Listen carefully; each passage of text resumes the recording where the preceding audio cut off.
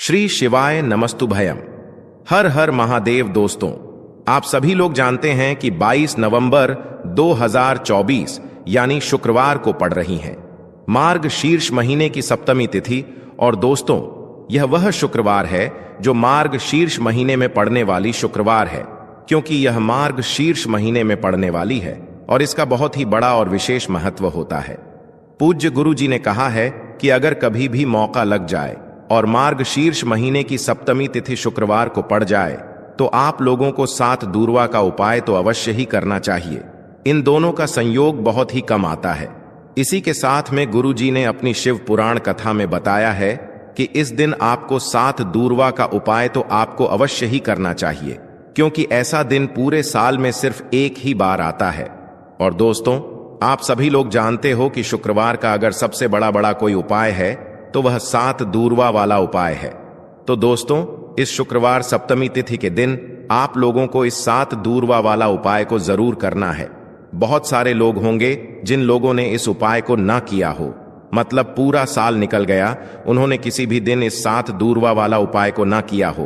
पर दोस्तों, आपके पास एक आखिरी मौका बचा हुआ है जो कि 22 नवंबर के दिन है। तो इस दिन आप लोगों को इस वाले उपाय को जरूर कर लेना है। भले ही आपने पूरे महीने भर इस उपाय को ना किया हो, पर अगर आपने इस मार्ग शीर्ष महीने के शुक्रवार सप्तमी तिथि के दिन अगर इस वाले उपाय को कर लिया तो आपको इस उपाय को करने का वह फल मिलेगा जिसकी आपने कभी कल्पना भी नहीं करी होगी।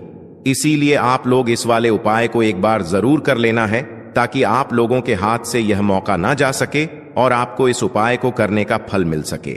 दोस्तों, यह उपाय पंडित जी ने अपनी अभी की ही श्री शिव महापुराण की कथा में बताया है, जिस उपाय को आज हम आपको बहुत अच्छे से समझाने वाले हैं। इस वीडियो को देखने के बाद इस उपाय को समझने के लिए आपको कोई और वीडियो को देखने की जरूरत नहीं पड़ेगी। तो चलिए दोस्तों, उपाय को शुरू करते हैं। देखिए, यह इस मार्ग शीर्ष महीने के शुक्रवार सप्तमी तिथि के दिन यह इतना खास होता है, इतना महत्वपूर्ण होता है। देखा गया है कभी कभी बड़े बड़े पूजा पाठ अनुष्ठान से जो मनोकामना पूर्ण नहीं होते, वह मार्ग शीर्ष महीने के शुक्रवार सप्तमी तिथि के दिन एक छोटे से उपाय करने से ही आपकी मनोकामना पूर्ण हो जाती है। और बहुत सारे लोगों ने इस उपाय को किया भी है और उनको इस उपाय को करने का फल भी जरूर मिला है। अगर आप लोग भी इस उपाय को करना चाहते हैं तो आप इस उपाय को पहले अच्छे से समझ लेना, सुन लेना, उसके बाद करना। आपको इस उपाय का फल जरूर मिलेगा। और इस उपाय को कर लेने से आपके घर में चाहे किसी भी प्रकार की दुख और समस्या क्यों ना चल रही हो, आपको उसका कारण भी नहीं पता है कि भाई यह समस्या किस कारण से चल रही है। उसका कुछ भी कारण हो सकता है, जैसे से पितृदोष हो सकता है या किसी भी तरह का मंगल दोष भी हो सकता है। तो इस दिन आप लोगों को यह वाला उपाय कर लेना है। यह एक ऐसा उपाय है जिस उपाय को अगर किसी विशेष दिन पर किया जाए तो भाई उस विशेष दिन का जो है वह तो हमें मिलता ही मिलता है, पर हमने उस दिन पर इस उपाय को किया है तो हमें उससे भी बड़ा फल मिलता है, और फल बहुत जल्दी मिलता है, क्योंकि आप इस उपाय को बहुत ही बड़े और विशेष दिन पर कर रहे हो। तो चलिए अब उपाय के बारे में बात करते हैं, लेकिन उससे पहले आप लोगों को यह जानना आवश्यक है कि आखिर यह उपाय किस समय करना है, किसको करना है और कैसे करना है। तो चलिए हम आगे आपको वीडियो में एक एक करके बता देते हैं। लेकिन उससे पहले अगर आप लोग हमारे चैनल पर पहली बार आए हैं या फिर मेरी आवाज आज पहली बार सुन रहे हैं तो हमारे चैनल को सब्सक्राइब जरूर कर लेना और इस वीडियो को लाइक करके कमेंट बॉक्स में श्री शिवाय नमस्तुभ्यम ओम नमः शिवाय जरूर टाइप कर देना। तो दोस्तों, इस 7 दूर्वा वाला उपाय को हमें इस शुक्रवार सप्तमी तिथि के दिन कैसे करना है, किसको करना है, किस समय करना है और कहां पर करना है, यह सारे सवालों के जवाब आपको इस वीडियो में मिल जाएंगे। और जो यह वीडियो देखेगा भाई, उसको 7 दूर्वा वाला उपाय जरूर करना चाहिए, क्योंकि इस दिन 7 दूर्वा का भी बहुत ही बड़ा और विशेष महत्व होता है। और जब बात आ जाए हल्दी की तो यह सोने पर सुहागा वाली बात हो जाती है, और यह एक बहुत ही बड़ा उपाय हो जाता है इस शुक्रवार सप्तमी तिथि का। तो अब दोस्तों, इस 7 दूर्वा वाला उपाय को आखिर करना किसको है, सबसे पहले हम लोग वह बात जान लेते हैं। तो देखो, घर की जो बड़ी माताएं बहनें होती हैं, उन माताओं बहनों में से कोई भी एक बड़ी माता बहन इस वाले उपाय को कर सकती है। और दोस्तों, अगर आप चाहे तो अपने घर में से सभी सदस्यों को भी इस उपाय को करवा सकते हैं। अगर किसी व्यक्ति की खुद की कोई मनोकामना है, खुद की कोई दुख और परेशानी है जो कि वह अपने लिए ही करना चाहता है, इस वाले उपाय को तो वह खुद अपने लिए भी कर सकता है। बाकी अगर कोई घर में से ऐसा है जो कि अपने पूरे घर परिवार की सुख और शांति के लिए यह वाला उपाय करना चाहता है, तो भाई वह भी कर सकता है। उसमें भी कोई दिक्कत वाली बात नहीं है। कहने का मतलब यह है कि इस उपाय को हर एक सदस्य भी कर सकता है और पूरे घर परिवार के सदस्य के लिए घर की बड़ी माताओं बहनों में से कोई एक माता बहन भी कर सकती है। माताएं बहनें अगर घर में उपस्थित ना हो या वह यह वाला उपाय ना कर पा रही हो, तो फिर घर का कोई बड़ा सदस्य भी इस 7 दूरवा वाला उपाय को कर सकता है। चाहे फिर वह पुरुष ही क्यों ना हो, उसमें कोई भी दिक्कत वाली बात नहीं है। अब दोस्तों, जो अगला प्रश्न निकल कर आता है वह यह आता है इस उपाय को लेकर कि आखिर इस उपाय को हमें किस समय करना है, सुबह के समय करना है कि शाम के समय करना है। तो देखो, इस वाले उपाय को आप लोग सुबह के समय भी कर सकते हो और शाम के समय प्रदोष काल में भी कर सकते हो। अब अगर आप पूछो कि भाई सबसे उत्तम समय कौन सा रहेगा इस 7 दूरवा वाला उपाय को करने का, तो हम आपसे बस यही कहेंगे कि इस उपाय को आप सुबह के समय करेंगे तो ज्यादा बेहतर होगा। बाकी अगर प्रदोष काल शाम के समय भी करेंगे तो भी अच्छा होगा, उसमें कोई भी दिक्कत वाली बात नहीं है। तो अब दोस्तों, जो अगली सबसे बड़ी और महत्वपूर्ण बात आती है वह यह आती है कि सुबह अगर हम उपाय को करेंगे तो हमें कितने बजे से लेकर कितने बजे तक के बीच में करना है, और शाम के समय प्रदोष काल में करेंगे तो हमें कितने बजे से लेकर कितने बजे के बीच में करना है। तो देखो, सुबह जितनी जल्दी हो सके आप उपाय को करने की कोशिश करना। बाकी अगर किसी कारणवश लेट भी हो जाओ, थोड़ी देर भी हो जाए, तो 10 या 11 बजे तक भी आप उपाय कर लेना, पर 12 बजे से ज्यादा देरी ना हो। ठीक है, इस बात का ध्यान रखना। उसके बाद में दोस्तों, अगर शाम के समय प्रदोष काल की बात करें, प्रदोष काल का जो समय होता है वो शाम के 6 बजे से शुरू हो जाता है। मतलब शाम के 6 बजे से लेकर 7 बजे के बीच का जो समय होता है, यह समय प्रदोष काल का समय होता है। तो आप इस उपाय को 7 या 8 बजे के बीच में भी कर सकते हो। मतलब शाम के 6 बजे से रात 8 बजे के बीच में आप कभी भी इस वाले उपाय को कर सकते हो, उसमें कोई भी दिक्कत वाली बात नहीं है। तो मार्ग शीर्ष का महीना ही है जो आपको धन दौलत पुण्य दोनों ही देने वाला है।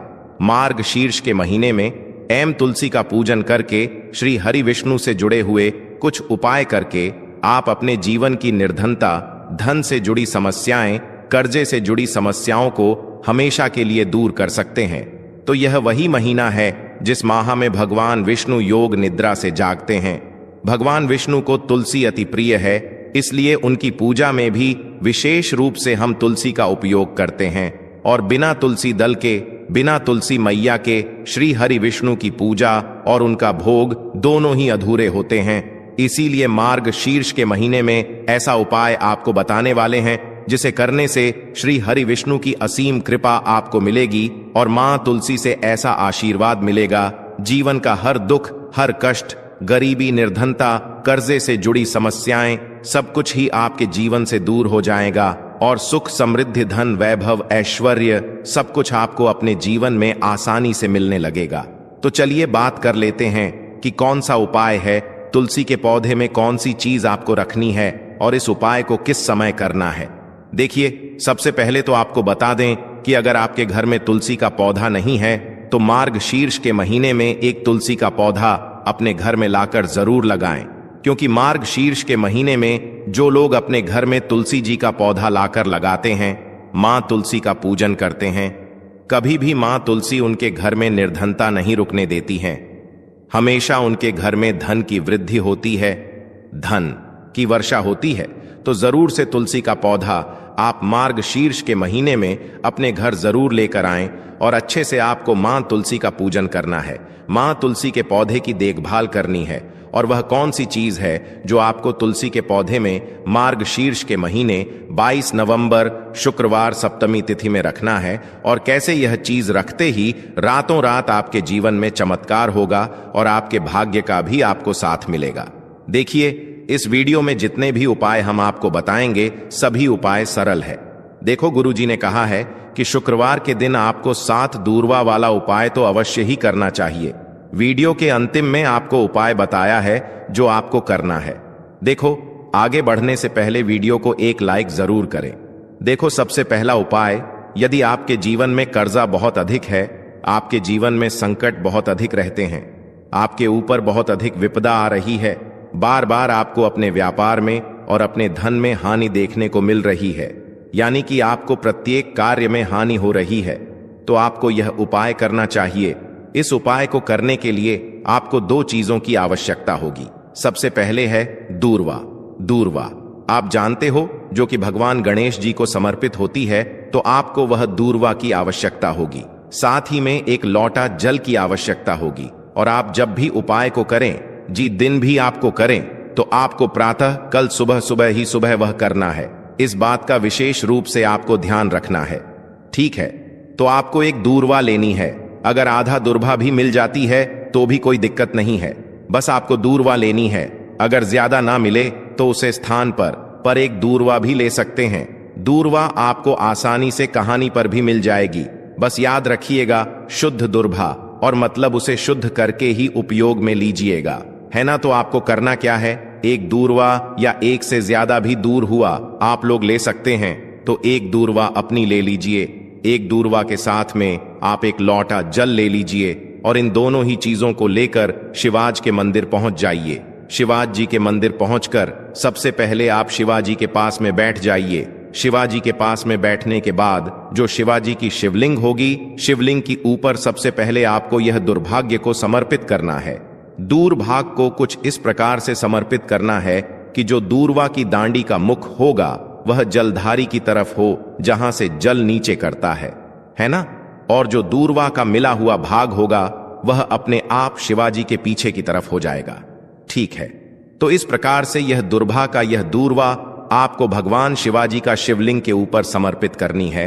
और जो एक लोटा जल आप अपने साथ लेकर आए हैं, इसी दूर के ऊपर भगवान शिवाजी की शिवलिंग के ऊपर एक धारा से आपको समर्पित कर देना है। ठीक है, अब यहां पर देखने बात यह है कि यह उपाय इस व्यक्ति को करना है। जी व्यक्ति की नौकरी ऐन ग रही हो, जो व्यक्ति परीक्षा में पास होना चाहता हो, तो इस व्यक्ति को अपने हाथों से इस उपाय करना है, तभी उपाय कम करेगा। ठीक है, इस उपाय को करने के बाद आपको 3 महीने उपाय आपको कब तक करना है, जब तक कि आपकी नौकरी नाग जाए। जब तक आप इस उपाय को नियम के साथ करो, आपकी नौकरी जरूर लगेगी। अब बात करते हैं दूसरे उपाय के बारे में। तो देखिए, दूसरे उपाय जो है, देखिए इस उपाय के लिए आपको मात्र एक लौंग का जोड़ा लेना है, यानी कि 2 फूल वाली लौंग लेनी है। साथ में आपको मात्र थोड़ा सा शहद लेना होगा और इसी के साथ में आपको तांबे के पात्र के अंदर शुद्ध जल लेना होगा। अब देखिए, इन सभी सामग्रियों को लेकर के आपको भगवान शिव के मंदिर में पहुंच जाना है।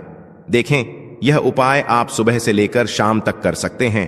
तो वह सबसे पहले तो आपके पास जो 2 फूल वाली लौंग हैं, उन्हें आपको शहद के अंदर अच्छे से डुबो है, यानी कि दोनों लौंग पर आपको अच्छे से शहद का लेपन कर देना है। अब आपको जो आपके पास एक लोटा जल है, सबसे पहले तो उसे शिवलिंग पर धीरे धीरे समर्पित करना है और श्री शिवाय नमस्तुभयम इसका जाप करते हुए समर्पित कर देना है।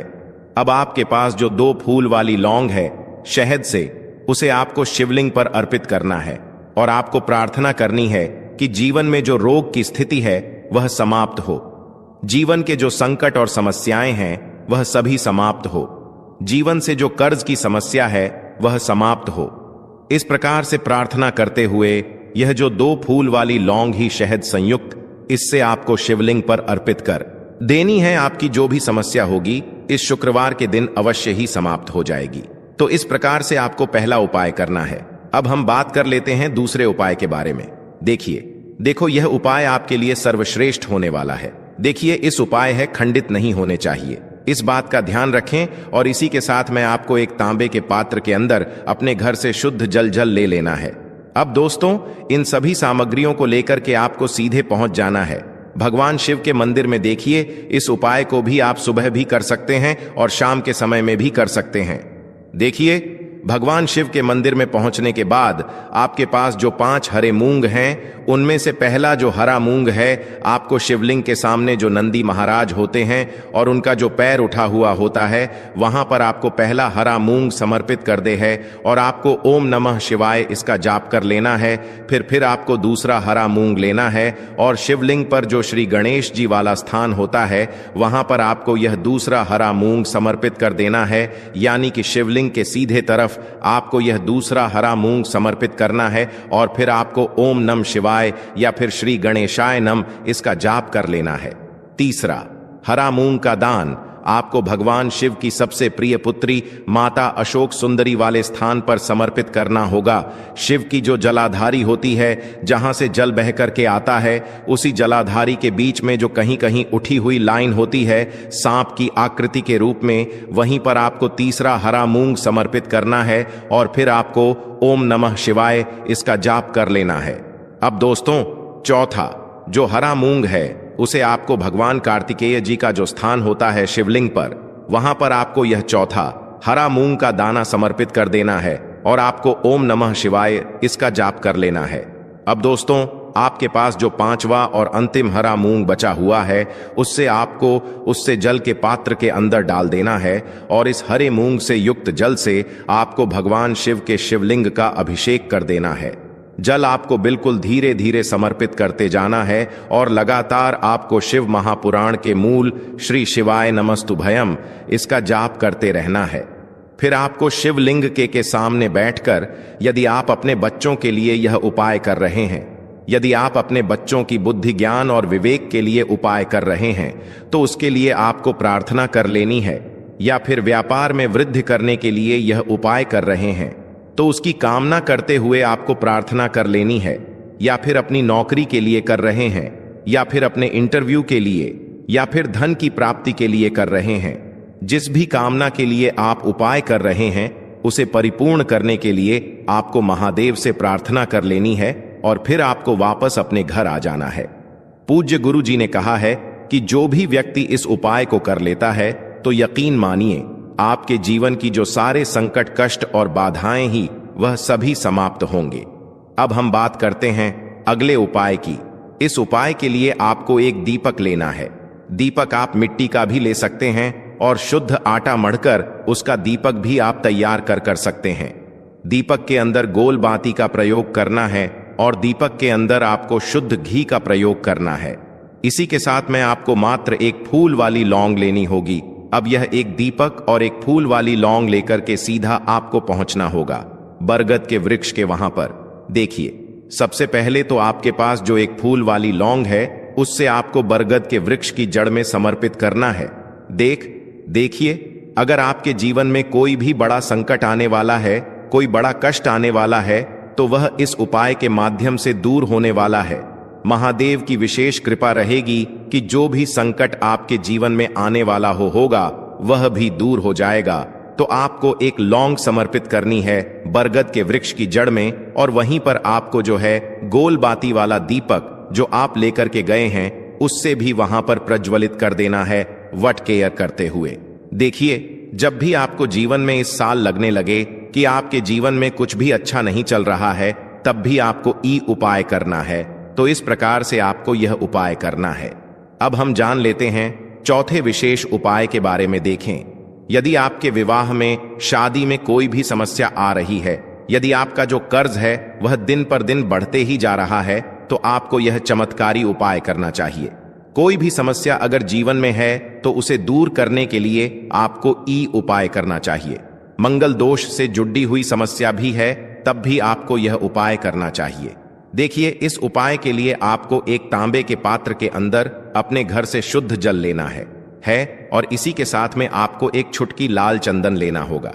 अब आपको क्या करना है कि जो लाल चंदन आपने लिया है, उसे आपको उससे जल के पात्र के अंदर डाल देना है और यह जल्द जो है आपको लाल चंदन से युक्त तैयार कर लेना है और यह लाल चंदन से युक्त जल आपको भगवान शिव के मंदिर में लेकर के पहुंचना है। लेकिन यह उपाय भी आप सुबह से लेकर के शाम तक कर सकते हैं। अब दोस्तों, यह जो लाल चंदन से युक्त जल है, इससे आपको भगवान शिव के शिवलिंग पर धीरे धीरे अर्पित कर देना है और आपको लगातार श्री शिवाय नमस्तु भयम इसका जाप करते रहना है। देखिए, यदि आपके जीवन में विवाह से युद्ध समस्या चल रही है तो आपको मंगलेश्वर महादेव का स्मरण करना है, और जीवन में अधिक कर्ज की समस्या है तो आपको आरण मुक्तेश्वर महादेव का स्मरण करना है। देखना